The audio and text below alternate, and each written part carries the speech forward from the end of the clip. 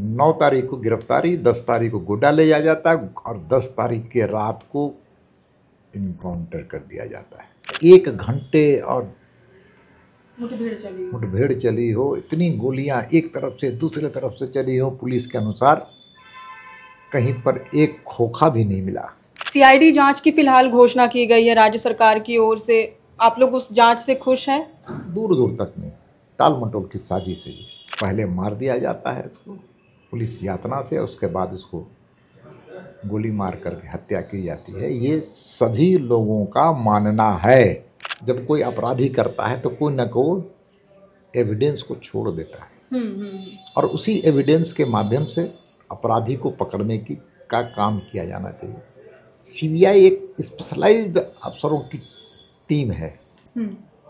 वह साक्ष्य को सूंघता है, साक्ष्य को निकालता है और अपराधियों के गर्दन को दबोचता है। रिम्स को ठीक करने की बात कर रही है तो सबसे पहले तो अपने स्वास्थ्य मंत्री को ठीक कर लें। पहले तो उन्हीं की सेहत खराब है। और भी तो ऐसे विधानसभा में कई विधायक हैं जिन पर मुकदमे हैं, कई ऐसे सांसद हैं जिन पर कई मुकदमे हैं, बिल्कुल, तो क्रिमिनल मुकदमे। तो क्या उनको भी इसी प्रकार से आप, हमारे कैसे लोग हैं जिन पर इससे ज़्यादा है, हम पर भी मुकदमे रहे हैं, तो क्या मैं अपराधी हूं?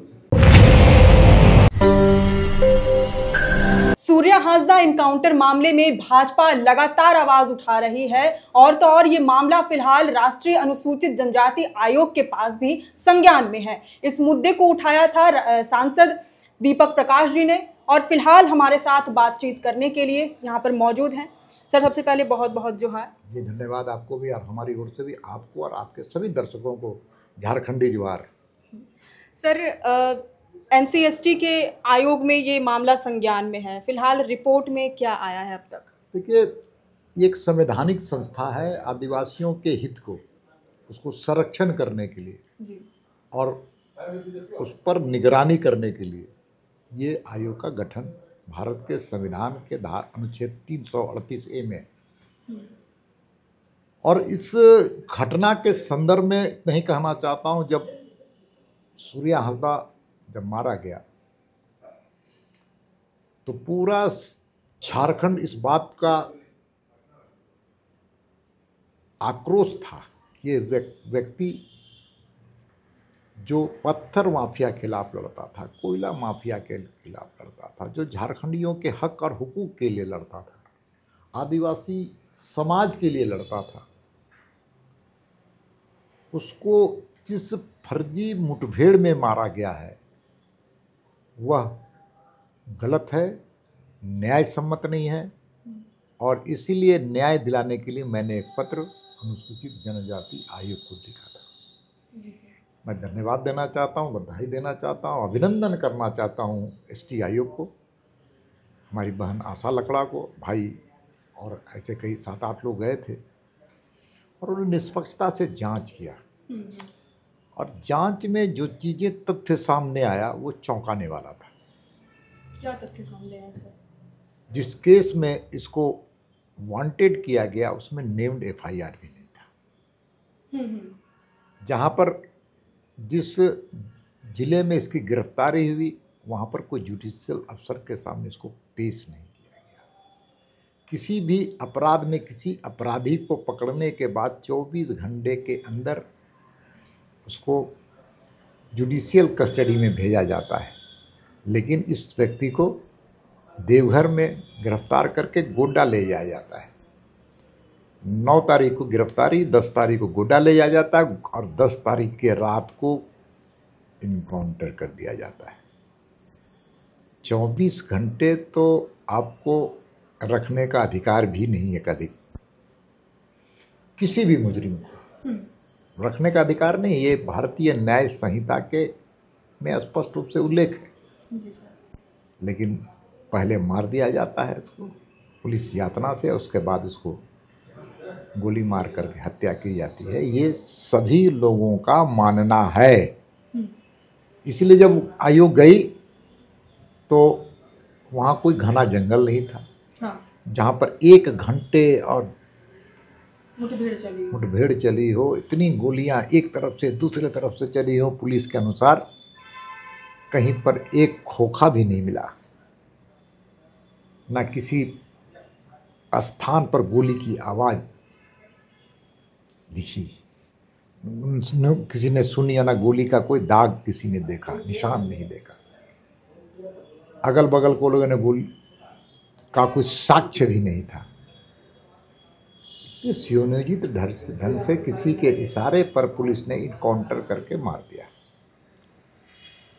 जो आयोग गई तो वहाँ संबंधित थाने के पदाधिकारी नहीं थे, एसआईटी के लोग नहीं थे, जबकि रहना चाहिए, ये नियम और कानून सम्मत उनको रहना चाहिए, नहीं थे।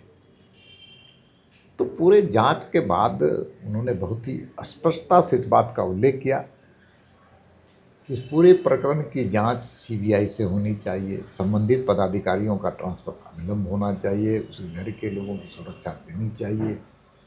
लेकिन राज्य की सरकार मान नहीं रही, इसलिए आज हम सब लोग इस बात को कह रहे हैं कि एक नहीं अनेक बार, हर बार हम लड़ेंगे और उसको न्याय दिलाने का काम करेंगे। ये सारी बातें रिपोर्ट में आई है। ये रिपोर्ट कब आया सर? वैसे एनसीएसटी का ये जो रिपोर्ट है वो कब तक आया आपका? रिपोर्ट की कॉपी मैं आपको पीडीएफ से भेज दूंगा। ऐसे एनसीएसटी आयोग द्वारा क्षेत्र का निरीक्षण किया गया, उसके बाद फिर जो गोड्डा के पुलिस हैं उनसे बातचीत की गई एसपी से, और उनसे रिपोर्ट भी तलब की गई। राज्य सरकार को से रिपोर्ट मांगा गया था। क्या राज्य सरकार की ओर से रिपोर्ट पेश किया? बड़ा दुर्भाग्य है कि एक पुलिस अधिकारी ने रिपोर्ट फाइल किया है, मानवाधिकार दिल्ली को भी और मानवाधिकार झारखंड को, ये एसपी ने वहाँ पर रिपोर्ट फाइल किया है। अच्छा। और दिल्ली के में जो रिपोर्ट फाइल किया है उसमें दिखाया है कि 1 घंटे तक मुठभेड़ चली। 1 घंटे तक? हाँ। और वही दूसरे तरफ झारखंड के मानवाधिकार को रिपोर्ट फाइल किया, उसमें लिखा है कि आधे घंटे मुठभेड़ चली। अच्छा, दोनों में मतलब भिन्नताएं हैं? दोनों में भिन्नताएं हैं। ये बड़ा संदेह की स्थिति पैदा करता है। इसलिए पूरे प्रकरण की जांच सीबीआई से होनी चाहिए। इसमें सरकार को आपत्ति क्या है, मुझे समझ में नहीं आ रहा है। आखिर इसमें आपत्ति क्या है? एक आदिवासी के नाम पर, एक मूलवासी के नाम पर सरकार बनी है, तो उसको न्याय मिलना चाहिए कि नहीं मिलना चाहिए? तो न्याय मांगना देना चाहिए उनको। तो एनसीएसटी आयोग ने फिलहाल सीबीआई जांच की अनुशंसा कर दी है? हाँ, निश्चित तौर पे। लेकिन अब तो बॉल राज्य की सरकार के पास है। राज्य सरकार में नैतिकता होगी तो जरूर करे, ऐसा मुझे विश्वास है, लेकिन दिखता नहीं है। मतलब राज्य सरकार की अनुशंसा जरूरी है सीबीआई जांच के लिए? सीबीआई जांच के दिल्ली पुलिस एक्ट के तहत सीबीआई का गठन है और उसमें उल्लेख है कि किस प्रकार से सीबीआई जांच कर सकती है, क्योंकि law and order state subject है। उसके 2 प्रावधान हैं। एक तो राज्य की सरकार की अनुशंसा पर सीबीआई उस केस को अपने अनुसंधान में लेकर के न्याय दिलाने के लिए वो काम करेगी। दूसरी तरफ क्या है कि किसी राज्य के उच्च न्यायालय के निर्देश पर, आदेश पर सीबीआई जांच कर सकती है। तो पहला कदम तो हमारा सब लोगों का राज्य की सरकार पर है। राज्य की सरकार में नैतिकता हो तो करेगी। दूसरा, न्यायालय यही तो सीबीआई की जांच करने के अपने तरीके हैं और उसके निर्णय नियम। सीआईडी जांच की फिलहाल घोषणा की गई है राज्य सरकार की ओर से। आप लोग उस जांच से खुश हैं? दूर दूर तक नहीं, टाल मटोल की साजिश है ये। क्योंकि अगर सच में राज्य की सरकार सीआईडी के माध्यम से उस बच्चे को, उस परिवार को, वहाँ के लोगों को, उस आदिवासी की आत्मा को शांति के लिए, अगर उसके मन में थोड़ा भी भाव रहता तो सीआईडी की जांच के नाम करने के साथ वहाँ पर संबंधित पदाधिकारियों का ट्रांसफ़र अविलंब राज्य की सरकार कर देती। जो संबंधित थानेदार हैं, जो संबंधित एसआईटी के इंचार्ज हैं, क्योंकि वो साक्ष्य मिटा रहे हैं या तो मिटाने में सफल हो गए होंगे। किस तरह के साक्ष्य मिटा रहे हैं? बहुत तरह के साक्ष्य होते हैं। देखिए, दुनिया की सबसे अच्छी पुलिस स्कॉटलैंड की मानी जाती है और उसका मानना है कि अपराध जब कोई अपराधी करता है तो कोई न कोई एविडेंस को छोड़ देता है और उसी एविडेंस के माध्यम से अपराधी को पकड़ने की का काम किया जाना चाहिए। सीबीआई एक स्पेशलाइज्ड अफसरों की टीम है। वह साक्ष्य को सूंघता है, साक्ष्य को निकालता है और अपराधियों के गर्दन को दबोचता है, क्योंकि वो नेशनल लेवल का है, वो राष्ट्रीय स्तर का है। उसको एक विशेषताएं हैं जो राज्य की सरकार के पास नहीं है। और ये मामला हो सकता है कई राज्यों का हो। पत्थर माफिया दूसरे राज्य में भी है, इसी राज्य के पत्थर का व्यापार दूसरे जगह करते हैं, कोयला कई तीसरे चौथे राज्य में जाते हैं। तो राज्य के बाहर का भी मामला हो सकता है कि राज्य जो कराने वाले होंगे वो राज्य के बाहर होंगे, वहाँ स्टेट पुलिस क्या करेगी। इसीलिए आवश्यक है सीबीआई की जांच। आप लोगों ने अभी कुछ दिनों पहले बीते 11 सितंबर को पूरे झारखंड भर में अलग अलग प्रखंड कार्यालयों में आप लोगों ने प्रदर्शन किया सूर्या हांसदा और नगड़ी विवाद के मामले में। क्या असर दिखाई पड़ा? देखिए, मैं झारखंड की आत्मा को समझने वाला व्यक्ति हूँ। मैं राजनीतिक कार्यकर्ता के अलावा सामाजिक कार्यकर्ता हूँ। सत्ता आती और सत्ता जाती है, लेकिन झारखंड के मर्म को समझने की भी आवश्यकता है। झारखंड कराह रहा है आज विस्थापितों की आवाज। हमारे पूर्वज के छोटी मिटी नासमझ के कारण हम विस्थापित हुए, पुनर्वास नहीं हो पाया। नगड़ी हरा भरा खेत मेरे किसानों का, आदिवासी भाइयों का, उसको सरकार रिम्स 2 के नाम पर ले रही है। रिम्स अच्छा हो, बेहतर हो, ये हम सब कोई चाहते हैं, लेकिन विकास सिर्फ आदिवासियों के पेट मार कर नहीं होगा। यहाँ के मूलवासियों के को गर्दन काट के नहीं होगा। विकास की अवधारणाएं सर्व समाज को मिलना चाहिए। और राज्य की सरकार तो अपने रिम्स को ठीक करने की बात कर रही है, तो सबसे पहले तो अपने स्वास्थ्य मंत्री को ठीक कर लें। पहले तो उन्हीं की सेहत खराब है, रिम्स को ठीक करें। वहाँ ऑपरेटर्स खराब है, लिफ्ट खराब है, अच्छे डॉक्टर हैं, अच्छे लोग हैं पैरामेडिकल के, उनके पास संसाधन का अभाव है, उसको तो ठीक करें। इसलिए बीजेपी विस्थापितों के साथ है और मैं तो विस्थापितों के साथ लड़ने वाला व्यक्ति हूँ। जब विधानसभा बन रहा था तो मैं हल जोत दिया था।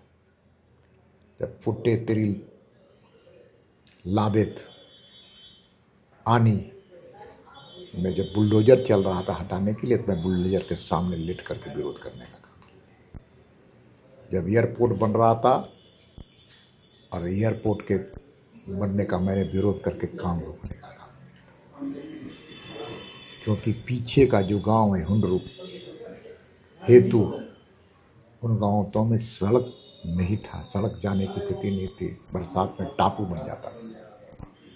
मैंने वहाँ पर जाकर के विरोध करके सड़क निर्माण करने के लिए यहाँ से लेकर दिल्ली के दरवाजे तक रखा। इसलिए मैं इस दर्द को जानता हूँ। इसलिए, और दूसरा सूर्या हांसदा के बारे में, वो मानव संसाधन है। हमारे पास प्रकृति ने प्रकृति प्रदत्त किया है खनिज संपदा। हमारे खनिज संपदा से दुनिया चकमकाती है, भारत का रूप की रोशनी होती है। लेकिन उसके साथ झारखंडी मानव संसाधन हमारे पास एक बहुत बड़ा खजाना है। उसकी अस्मिता खत्म नहीं होनी चाहिए, उसकी संस्कृति नहीं खत्म होनी चाहिए, उसके संस्कार खत्म नहीं होने चाहिए। ये भी हम सब लोगों का एक मॉरल रिस्पॉन्सिबिलिटी नहीं, बल्कि हम लोगों का इस पृथ्वी में, झारखंडी भूमि में अगर ईश्वर ने जन्म दिया तो झारखंडी होने के कारण झारखंडी अस्मिता को बचाने का भी संकल्प होना। इसलिए हमारे जैसे लोग, जब जमीन किसी का कोई काबिज होता है, विस्थापित होते हैं, पुनर्वास नहीं होता है, तो मैं बेचैन होता हूँ। मेरी बेचैनी तब बढ़ जाती है जब निर्दोष मारा जाता है, तब मैं आहत होता हूँ। इसलिए मैं आहत हूँ और मैं अपनी पीड़ा को बता नहीं सकता हूँ, क्योंकि मैंने देखा है सूर्या हाजदा को पत्थर माफिया के खिलाफ लड़ते, मुकदमे थे उन पर, मुकदमे होंगे तो और भी तो ऐसे विधानसभा में कई विधायक हैं जिन पर मुकदमे हैं, कई ऐसे सांसद हैं जिन पर कई मुकदमे हैं, बिल्कुल, तो क्रिमिनल मुकदमे। तो क्या उनको भी इसी प्रकार से आप, हमारे कैसे लोग हैं जिन पर इससे ज़्यादा है, हम पर भी मुकदमे रहे हैं, तो क्या मैं अपराधी हूँ? आज सत्ता का विरोध करेंगे तो मुकदमे होंगे हमारे ऊपर, सड़क जाम करेंगे तो मुकदमे होंगे हम पर, किसी गरीब हाड़ मास में पैदा हुआ किसी व्यक्ति की हक का हुकूक की लड़ेंगे तो मुकदमे होंगे, और होते हैं मुकदमे। तो कोई अपराधी नहीं हो जाता जब तक कि न्यायालय उसको दोषी नहीं करे। तो सूर्या हाजदा को भी किसी न्यायालय ने दोषी नहीं ठहराया। क्या आप लोगों की आवाज़, मतलब भाजपा की आवाज़ धीमी पड़ जा रही है? क्योंकि पिछले दिनों बसंत सोरेन एक सभा में गए थे, जनता दरबार लगाया था उन्होंने, और सीधे तौर पर कहते हैं कि जब उनसे पूछा गया सूर्या हाजदा मामले में, तो बोले कि मैं सूर्या हाजदा को जानता ही नहीं हूँ, मैं ऐसे किसी भी शख्स को नहीं जानता हूँ। वो बड़े लोग हैं, इतना जबकि खुद विधायक हैं और इतने ज़्यादा इस पर विरोध चला, खुद सदन में भी इतना ज़्यादा विरोध चला भाजपा का, उसके बाद भी शायद आप लोगों की आवाज़ उन्हें सुनाई नहीं दे रही है। सम्मानित नेता हैं, विधायक हैं, बड़े लोग हैं, छोटे लोग को कैसे पहचानेंगे? वो तो छोटों की लड़ाई लड़ता था, हम लोग भी छोटे लोग हैं। हम नहीं चाहते कोई हम लोग को जाने पहचाने, लेकिन जिसकी लड़ाई हम लड़ रहे हैं वो लोग पहचाने, ये हमारी पहचान है। सूर्या हाजदा को पहचानने वाले लोग गरीब गुरबा वो लोग थे, नौजवान लोग थे। अब कोई बड़े लोग ना पहचाने तो उसका कोई मतलब भी नहीं है और ज़रूरत भी नहीं है, पहचाने ये सब। बड़े लोग नहीं पहचानते क्योंकि लोग बड़े हो गए, लेकिन दिल बड़ा होना चाहिए, आदमी नहीं बड़ा होना चाहिए। आदमी बड़ा होने से नहीं होता, दिल बड़ा होना चाहिए, मिजाज बड़ा होना चाहिए, और निर्णय लेने के लिए क्षमता में ये भी निर्णय बड़ा होना चाहिए। एक आखिरी सवाल, अब भाजपा आगे क्या कदम उठाएगी? क्योंकि अभी तक आपने प्रखंड स्तर पर आवाज़ आप लोगों ने उठा लिया, प्रदर्शन किए, NCST आयोग में गया मामला, वहीं आजसू की तरफ से नेशनल ह्यूमन राइट्स कमीशन तक ये मामला गया है। अब भाजपा या NDA कहें तो क्या आगे कदम उठाएगी? देखिए, भारतीय जनता पार्टी हर वैसे लोगों की आवाज़ है जो अपने आप को असहाय महसूस करता है, वैसे समाज की आवाज़ है जिसके लिए कोई नहीं लड़ता है, वैसे लोगों की लड़ाई भारतीय जनता पार्टी अपने जन्म काल से लड़ रहा है। इसीलिए अलग राज्य बना। आज झारखंड राज्य अलग इसलिए बना क्योंकि भारतीय जनता पार्टी की पहल की थी। पहले के लोगों ने क्या जो आंदोलन चलाते थे वो तो सौदा और सौदागर बन गए थे। भारतीय जनता पार्टी ने अलग राज्य की लड़ाई लड़ी तो कोई सौदागर या किसी की भूमिका नहीं रही पैसे और लेन देन का। कांग्रेस ने किसी भारतीय जनता पार्टी के इरादे को और कार्यकर्ता को खरीदा भी नहीं था। इसलिए भारतीय जनता पार्टी लड़ाई लड़ती है तो पूरी ईमानदारी से लड़ती है, और ये लड़ाई भी हमारी ईमानदारी के साथ लड़ने वाला है। हर्ष क्या होगा ईश्वर पर छोड़ देते हैं कि लड़ाई लड़ने में हम लोग कोई मादा कम नहीं करते। लड़ेंगे तो ना जीतेंगे, बिना लड़े कोई जीता है आज तक? तो भारतीय जनता पार्टी का कार्यकर्ता के मन में मिजाज में है कि राष्ट्रवाद और साथ साथ सामाजिक संरक्षण, जो सामाजिक सुरक्षा देने में हम सब लोगों की अपनी भूमिका देनी चाहिए। स्टेप क्या होगा आगे सर? आगे देखते जाइए क्या होता है। कई चीजें अपने आप रास्ता बना लेता है। आप देखते होंगे जब